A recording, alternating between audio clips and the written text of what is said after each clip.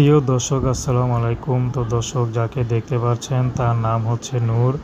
নূর গ্রামের এক সহজ সরল মেয়ে। নূরের পরিবারে বাবা নেই, মা আছে, ছোট একটা ভাই আছে। তো ভাই মাদ্রাসায় পড়ে। নূর ক্লাস 4 পর্যন্ত পড়াশোনা করে আর পড়াশোনাটা হয়নি, কারণ নূরের বাবাটা মারা যাওয়ার পর নূরের ভাই সংসার চালাতো।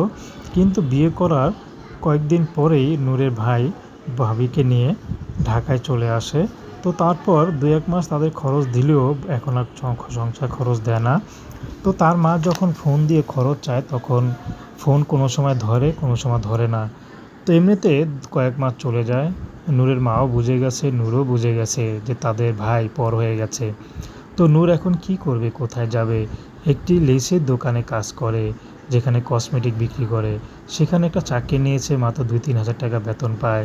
তো সেখান তো চলে না, তার মধ্যে নূরের বিয়ের বয়স হয়েছে। তো নূর এখন বিয়ে শাদী করতে চায়। তো প্রেম ভালোবাসা বিয়ে শাদী আপনাদের ব্যক্তিগত